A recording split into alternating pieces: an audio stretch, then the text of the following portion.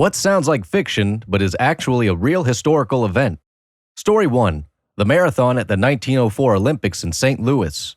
The first place finisher did most of the race in a car. He had intended to drop out and got a car back to the stadium to get his change of clothes, and just kind of started jogging when he heard the fanfare. The second place finisher was carried across the finish line, legs technically twitching, by his trainers. They had been refusing him water and giving him a poisonous mixture instead for the entire race. Dope wasn't illegal yet, and this was a terrible attempt at it, so he got the gold when the first guy was revealed. The third finisher was unremarkable somehow. The fourth finisher was a Cuban mailman who had raised the funds to attend the Olympics by running nonstop around his entire country. He landed in New Orleans and promptly lost all of the traveling money on a riverboat casino. He ran the race in dress shoes and long trousers, cut off at the knees by a fellow competitor with a knife. He probably would have come in first, well, second behind the car, had it not been for the hour nap he took on the side of the track after eating rotten apples he found on the side of the race. 9th and 12th finishers were from South Africa and ran barefoot. South Africa didn't actually send a delegation. These were students who just happened to be in town and thought it sounded fun. 9th was chased a mile off course by angry dogs. Note, these are the first Africans to compete in any modern Olympic event. Half the participants had never raced competitively before. Some died. St. Louis only had one water stop on the entire run. This, coupled with the dusty road and exacerbated by the cars kicking up dust, led to the above fatalities. And yet, somehow, the poison guy survived to get the gold. The Russian delegation arrived a week late because they were still using the Julian calendar in 1904. Seriously, this needs to be a movie. Story 2. The story of Daniel Inouye, a World War II vet and later senator from Hawaii. His story reads like a bad, over-the-top action movie. As soon as Japanese Americans were allowed to enlist, he dropped out of med school and signed up. Within a year, he became a sergeant and headed a platoon, getting deployed in the Italian campaign. In the battle to save the lost brigade, he was shot directly above the heart, saved by a silver dollar kept in his pocket. He was promoted to lieutenant, the youngest officer in the regiment. In the Battle of San Terenzo, he led from the front. As he led his platoon in a flanking maneuver, 3 German machine guns opened fire from covered positions 40 yards away, pinning his men to the ground. Inouye stood up to attack and was shot in the stomach. Ignoring his wound, he proceeded to attack and destroy the first machine gun nest with hand grenades and his Thompson machine gun. When informed of the severity of his wound, he refused treatment and rallied his men for an attack on the second machine gun position, which he successfully destroyed before collapsing. He stood back up. As his squad distracted the third machine gunner, Lieutenant Inouye crawled toward the final bunker, coming within 10 yards. As he raised himself on his left elbow and cocked his right arm to throw his last grenade, a German soldier saw Inouye and fired a 30mm Scheisbecker anti-personnel rifle grenade from inside the bunker, which struck Inouye directly on his right elbow. The high-explosive grenade failed to detonate, saving Lieutenant Inouye from instant death. Despite this, Lieutenant Inouye was again saved from likely death due to the blunt, low-velocity grenade. As the German inside the bunker began hastily reloading his rifle with regular full-metal jacket ammunition, replacing the wood-tipped rounds used to propel rifle grenades, Inouye quickly pried the live grenade from his useless right hand and transferred it to his left. The German soldier had just finished reloading and was aiming his rifle to finish him off when Lieutenant Inouye threw his grenade through the narrow firing slit, killing the German soldier. Stumbling to his feet and his Thompson in his offhand braced against his hip, Lieutenant Inouye continued forward, killing at least one more German before suffering his 5th and final wound of the day, in his left leg, which finally halted his one-man assault for good and sent him tumbling unconscious to the bottom of the ridge. He awoke to see the worried men of his platoon hovering over him. His only comment before being carried away was to gruffly order them back to their positions, saying, "Nobody called off the war." Story 3.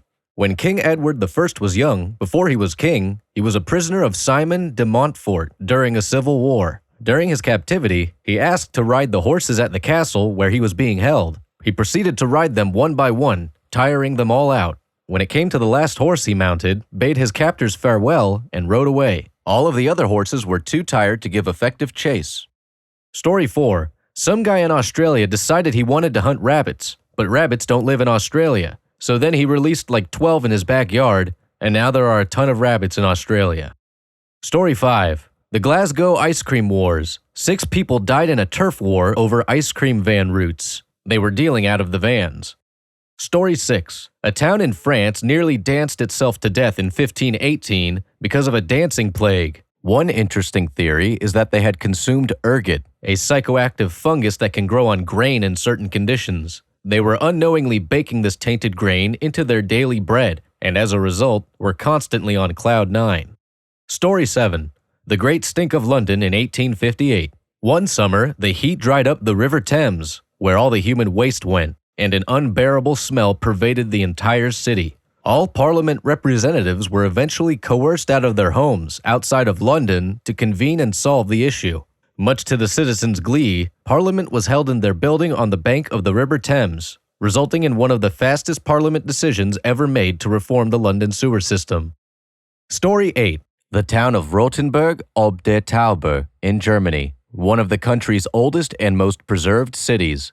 Essentially, during the 30 Years' War, the Catholic army wanted to destroy the town because they resisted the church. Count von Tilly, sounds like a Monty Python name, was going to destroy the town, but as a gesture of peace, the town offered him a mass, 3.25 liters, of local wine. He declared that if anyone in the town could drink the mass of wine in one go, he would spare the town and move on. Then someone just walked up and did it. So the army left. Much later, during World War II, when the U.S. was performing air raids, someone in the White House knew of this town and pleaded that we do not destroy it. So it has been saved from 2 wars, all because one guy chugged a bunch of wine. Story 9. The entire Taiping Rebellion. A war started by a Chinese peasant who dreamed and believed he was Jesus' younger brother. Although poor, the first thing he did was have a giant demon-slaying sword forged, took over a city, asked the British why they wouldn't pay him tribute as the new head of their faith, engaged in total war with the Qing, applied pseudo-communist policies like abolishing private property, separated women and men from ever interacting, and sent the women to the front lines. Over 20 million people died, with some estimates as high as 40 million. It was the 4th deadliest conflict in human history. It killed more people than World War I. Only World War II, the transition of the Ming, and the Qing conquest of the Ming were deadlier.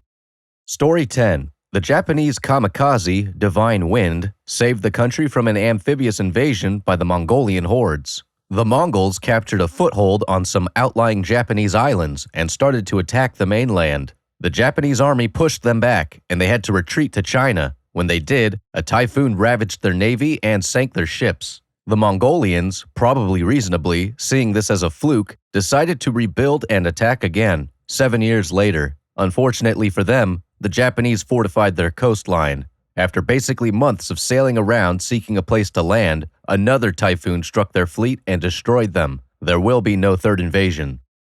Story 11.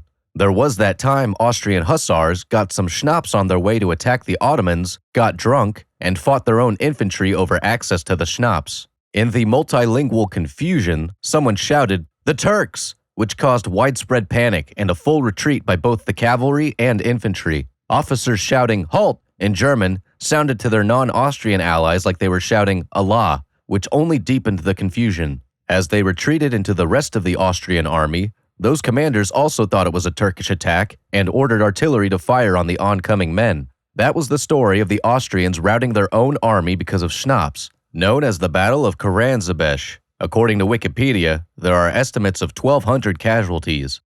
Story 12. The Siege of Jadotville. It's the 1960s, and everyone is fighting for the influence over the Congo via mostly proxy war. Who is on what side is too complicated to even say. Almost everyone switches sides, and France is supporting 2 different sides at one point. Why?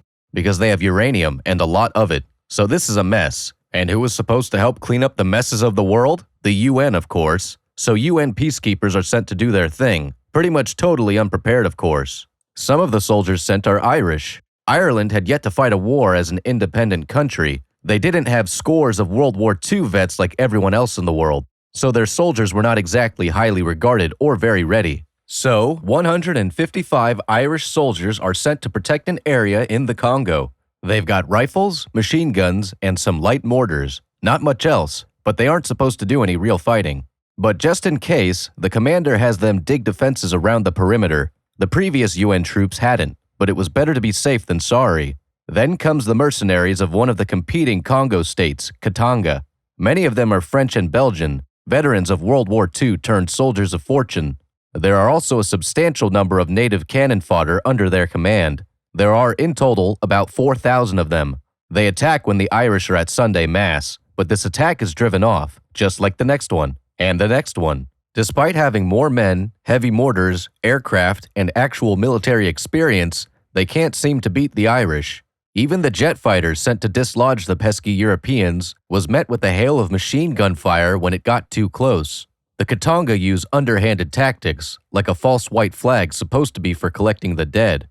But no one can survive a siege forever. They are surrounded and cut off. Reinforcements and resupply can't get through to them. The whole situation had gone to hell on an international scale. The Secretary General of the UN has been most likely shot down flying to the Congo to try to solve the issue. Other UN troops had resorted to tactics of World War II, some thought too harsh by the world for the situation they were employed in. They had lost much of their ammunition to the bombardment when the shed they kept most of it in exploded. During the last attack, they had set traps and let the enemy get close before detonating them because they didn't have the firepower to stop them anymore. Then their commander was shot by a sniper. It wasn't a fatal wound, though, but they were completely out of options. No rifle bullets, no mortars, no grenades. The men had come to what they saw as an obvious conclusion. They would just have to use their knives next. But their commander said no. He wouldn't have his men die for what would be an inevitable defeat anyway, and they surrendered. It made the situation more difficult internationally, as there were now prisoners to worry about and the shame of the UN being defeated. But every single Irishman survived. They took out probably hundreds of the enemy, and they only lost because they ran out of bullets. Story 13.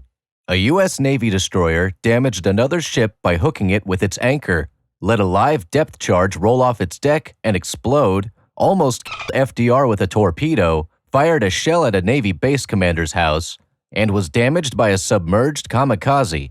The destroyer USS Willie D. was assigned to an escort mission during World War II to take FDR to French North Africa for a meeting with Churchill and Stalin. The crew was entirely incompetent. Upon leaving Norfolk to meet up with the task force, they forgot to retract their anchor and hooked the ship beside it, shearing gear, lifeboats, and railing off of it. Once the information was in the Atlantic, FDR, aboard the USS Iowa, requested a demonstration of how the task force would respond to a German submarine attack. The exercise started with depth charge drills. A depth charge was left unsecured and armed on the deck and ended up rolling off the deck. It exploded, sending the task force into a tizzy and making them believe they were under attack. Once it was made evident it was an accident, they started torpedo drills. Willie D., during the exercise, used the USS Iowa, the ship with FDR on board, as a practice target. They conducted the drill, but ended up firing a live torpedo at the USS Iowa. Under strict orders to maintain radio silence, the USS Willie D. sent a signalman to the bridge to communicate through light Morse code that Iowa had a live incoming torpedo. He accidentally communicated that the torpedo was headed in the other direction. Upon realizing his mistake, he attempted to correct the message, but reported incorrectly instead that the USS Willie D. was now headed full steam in reverse. With time of the essence, the USS Willie D. decided to break the radio silence and informed the USS Iowa of the incoming torpedo. Informed of the danger, FDR requested to be wheeled up to the deck to watch. While on the deck, the Secret Service drew their pistols and tried unsuccessfully to shoot the torpedo. The torpedo barely missed Iowa after it had conducted an emergency hard turn. The torpedo exploded in Iowa's wake. Iowa, fearing a mutiny and assassination attempt had just taken place, turned their guns on the Willie D. and told it to leave the formation. The Willie D. sailed to Bermuda, and upon docking in port, all crew members were arrested by armed Marines. This was the first and only time an entire U.S. naval crew has been detained. Once it was determined the episode was an accident, the officers were reassigned and the ship was redeployed to the Aleutian Islands in Alaska. While in port, a sailor got drunk and fired a main gun shell, with the warhead landing in the front yard of the base commander, who was hosting a dinner party for officers and their wives. With the war at its climax, Willie D. was sent to fight in the Western Pacific. There, they shot down a Japanese kamikaze. It hit the water, but was going so fast that it floated under the ship and blew up. No sailor was killed. All of this was declassified in 1958. For the rest of its time in the U.S. Navy, it was hailed by other ships with, "Don't shoot, we're Republican." Story 14. Christopher Frank Carandini Lee. He was Dracula, not the sparkly kind, but the real blood-sucking, impalement-happy Wallachian count we've all come to know, love, and fear, then reprised his role in 7 sequels over the next 15 years. He was 6'5", a world champion fencer, spoke 6 languages fluently, did all of his own stunts, participated in more on-screen sword fights than any actor in history, served for 5 years in the top-secret clandestine ministry of ungentlemanly warfare in World War II, more on that later, and became the oldest person to ever record lead vocals on a heavy metal track when at the age of 88 he wrote, performed on, and released a progressive symphonic power metal EP about the life of Charlemagne, because why not? Christopher Lee was born in England in 1922. His mother was an Italian countess who was actually descended from the line of Charlemagne, and so beautiful she had her portrait painted by something like a half-dozen famous Italian artists. It got real in 1939 when Christopher Lee quit his day job, caught a boat to Finland, and decided to enlist in the Finnish army to help them fight off the Soviet invasion of Finland. Christopher Lee enlisted in the Royal Air Force in 1940, where he worked as an intelligence officer. In North Africa, he was attached to the Long Range Desert Patrol, the forerunner of the SAS, where he would jump in a bad 4WD Jeep with a 50 caliber machine gun mounted in the back, drive hundreds of miles behind enemy lines, survive the scorching heat of the Sahara Desert, then sneak attack Luftwaffe airfields by rolling up on them at 60 miles an hour with his 50 caliber machine guns blazing out.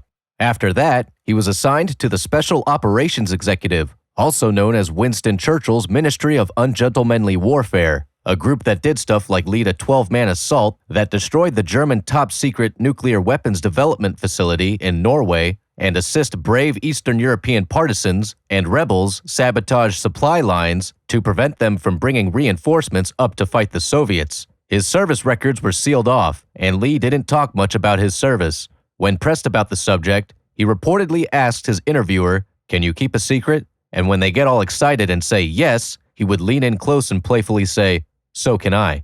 But we do know that by the time he retired as a flight lieutenant in 1945, he had been personally decorated for battlefield bravery by the Czech, Yugoslavian, English, and Polish governments. He was entered into the Guinness Book of World Records in 2007 for most screen credits, having appeared in 244 film and TV movies by that point in his career, and then made 15 more movies. He also holds the record for the tallest leading actor. He stood 6'5", but also for starring in the most films with a sword fight, with 17. During World War II, Lee joined the Royal Air Force but wasn't allowed to fly because of a problem with his optic nerve. So he became an intelligence officer for the Long Range Desert Patrol, a forerunner of the SAS, Britain's special forces. During this time, he helped retake Sicily, prevented a mutiny among his troops, contracted malaria 6 times in a single year, and climbed Mount Vesuvius 3 days before it erupted. During the war, he moved from the LRDP to Winston Churchill's even more elite Special Operations Executive, whose missions are literally still classified, but involved conducting espionage, sabotage, and reconnaissance in occupied Europe against the Axis powers. The SOE was more informally called, and I can't believe this somehow hasn't been made into a movie yet, the Ministry of Ungentlemanly Warfare. Lee never said anything specific about this time in the SOE, but he did say this: "I've seen many men die right in front of me, so many in fact that I've become almost hardened to it. Having seen the worst that human beings can do to each other, you develop a kind of shell. You had to, otherwise we would never have won." While filming a sword fight with a drunken Errol Flynn during the filming of The Dark Avengers in 1955, Flynn accidentally cut Lee's hand. Later, Lee cut off Flynn's wig while Flynn was still wearing it. Flynn stormed off set and refused to come out of his trailer until Lee claimed it was an accident. While best known for his portrayal of Dracula in countless films, he's also starred as the Mummy and Frankenstein's monster. Of course, he's known as Saruman in Lord of the Rings and Count Dooku in the Star Wars prequels, but his other villainous roles include Fu Manchu, Rasputin, Rochefort of the Three Musketeers. His portrayal was so popular the character now inevitably appears with an eye patch, although it wasn't in the book, Lee introduced it.